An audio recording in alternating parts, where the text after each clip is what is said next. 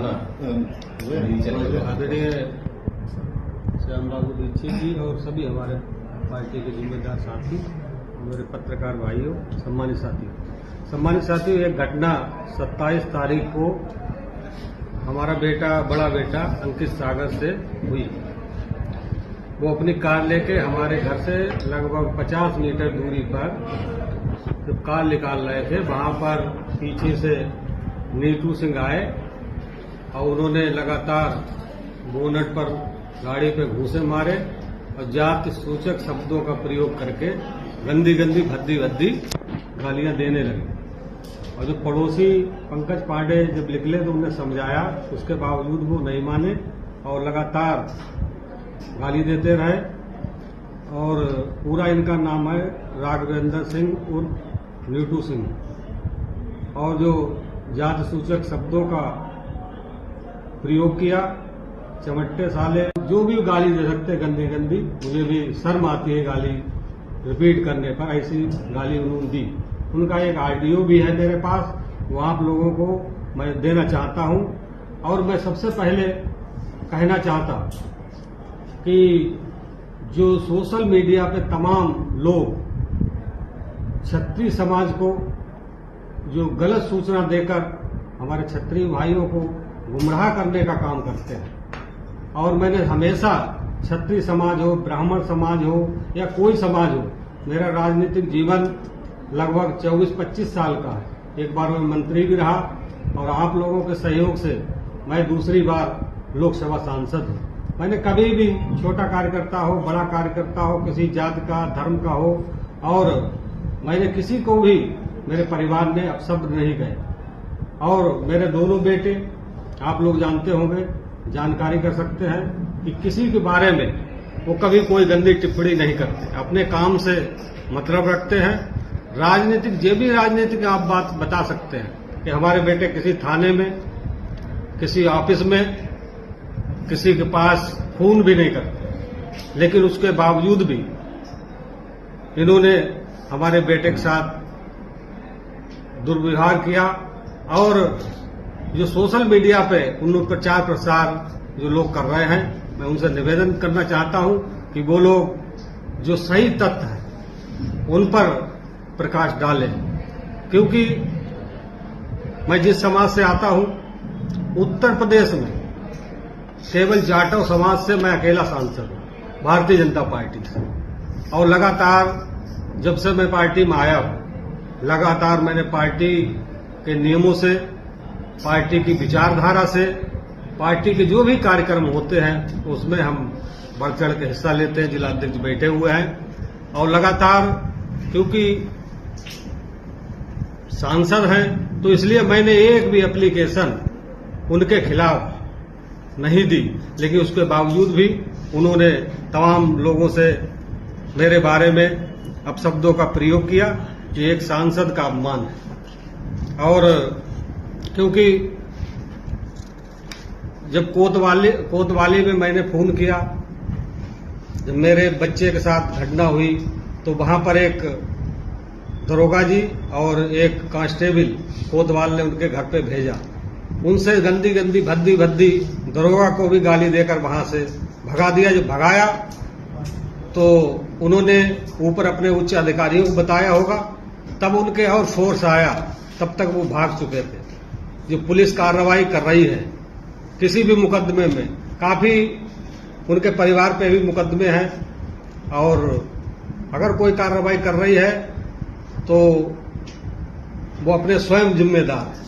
लेकिन मैंने अभी तक कोई एप्लीकेशन नहीं दी है, लेकिन अगर वो पकड़ में आते हैं, अगर आवश्यकता पड़ी तो मैं कार्रवाई भी उन पर कराऊंगा।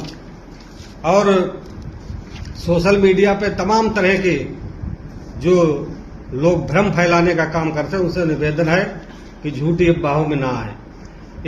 कल एक नेताजी है समाजवादी पार्टी के, वो कल लाइव हो रहे थे, मैंने उनकी वीडियो देखी। केवल उन्होंने भ्रम फैलाने का काम किया। कोई ना मेरा आज तक का रिकॉर्ड है जनपद शाहजहांपुर में, ना मैं जमीन खरीदता हूं, ना मैं बेचता हूं। और जितने भी काले काम हैं, चाहे खनन काम हो या डंपर चलाने का काम हो, सभी ये सारे मिलकर आपस में गोलमाल करके ये सारे काम वो लोग करते हैं।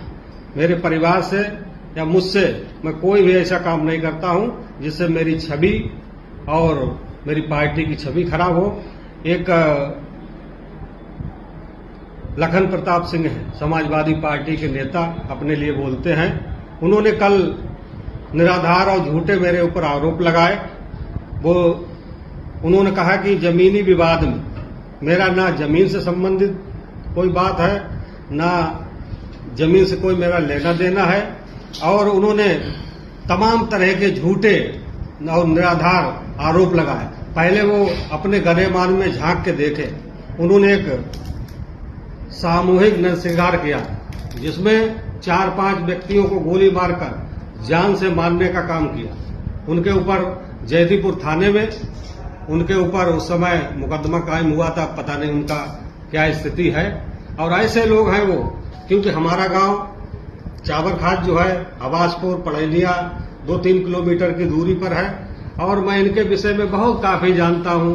इन्होंने गरीब लोगों को शोषण किया, जमीनें कब्जा कर रहे हैं, और लगातार इन्होंने लोगों को धमकाने का काम करते हैं, और इनका लगातार समाजवादी पार्टी के लिए ये अफवाह फैलाने का काम करते हैं। और क्योंकि अपनी राजनीतिक रोटियां सेकने के लिए मौके का फायदा उठाकर समाज में भ्रम और खासकर क्षत्रिय समाज में अफवाह फैला रहे हैं। लेकिन मेरा क्षत्रिय समाज से निवेदन है कि अफवाहों में ना आए, जो सत्यता है उस पर आप लोग संज्ञान लें। और अगर मेरी कोई गलती अगर है भी तो मैं स्वतः गलती मानने को तैयार हूं। मेरी कोई गलती नहीं, ना मेरे बच्चे की गलती, न किसी प्रकार की उनसे कोई मेरे संबंध है। लेकिन उनका नीटू सिंह का है, 5 गली दूर मेरा मकान पड़ता है। अगर कभी गाड़ी 100 की स्पीड से 150 की स्पीड से लगातार हमारे दरवाजे से निकालते हैं। उन्होंने बात टेलीफोन की, लगातार 1-2 महीने लगातार कहीं जैसे 10 आदमी मिल गए तो वहां पे जात सूचक शब्दों का प्रयोग करते हैं, वहां गाली गलौज करते हैं। मेरे से कोई लेना देना नहीं। अगर ये सब 2 नंबर काम करते, मुझे 7 साल MP हो गए, पूछ लीजिएगा आप लोग, या जो भी ये काम करते हैं। मैंने कभी भी उनके खिलाफ मैंने कभी न कंप्लेंट की, ना कभी मैंने उनका काम बंद कराने का काम किया। लेकिन उसके बावजूद भी वो किस आधार पर हमसे ऐसा मानते हैं, क्योंकि मैं जाटव समाज से आता हूं, हो सकता है इसलिए लगातार इस तरीके की बातें हो रही हैं। और क्योंकि मैं लखन प्रताप सिंह को बताना चाहता हूं कि अपने पुनः गले मान में झांके, और इतने बड़े नेता नहीं हो गए कि एक सांसद के ऊपर झूठा आरोप। एक शब्द उन्हें उसमें वीडियो क्लिप में और लाइव में बताया, कह रहे मैं लाइव जुड़ रहा हूं। इतने बड़े नेता नहीं है जो लाइव जुड़ने लायक है। और उन्होंने कहा कि नीटू के घर पे उनकी बेटा गाड़ी लेके गया, सरासर झूठ। जो हमारे पास है ऑडियो है, जो आदमी वहां पर मौजूद थे और खाली अफवाह फैलाने का काम करते। तो ऐसे लोगों से समाज को भी, क्षत्रिय समाज को भी, ब्राह्मण समाज को भी और समाज को भी इसमें जो है सत्यता को जानकर तभी आगे कोई बात करनी चाहिए। मैं सभी क्षत्रिय समाज का सम्मान करता हूं, और मैं आप लोगों को बता देना चाहता हूं कि हमारा गांव चावरखात पड़ता है।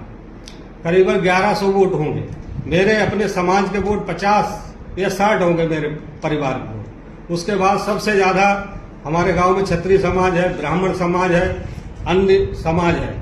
लेकिन वहां की स्थिति, जब चुनाव का वोट खुलता है तो 95% से भी ज्यादा, 99 आप मान लीजिए, वो हमारे पक्ष में, हमारी पार्टी के पक्ष में, भारतीय जनता पार्टी के पक्ष में वोट लोग देने का काम करते हैं। अगर हम ऐसे कृत्य करेंगे समाज में तो हमारी बात गांव में कौन मानेगा, या बाहर हमारी बात कौन मानेगा। तो ऐसे लोगों से जो झूठी अफवाह वीडियो बना के बड़े नेता बनना चाहते हैं, तो उनको इससे सीख लेनी चाहिए और झूठी अफवाह से बाज आना चाहिए। मैं और ज्यादा न कहते हुए आप सभी का मैं आभार व्यक्त करता हूं और धन्यवाद देता हूं कि आप लोगों ने अपना कीमती समय दिया, और इसको आप लोग सोशल मीडिया पर भी जो सत्यता है उसे दिखाने का काम करें। बहुत बहुत धन्यवाद।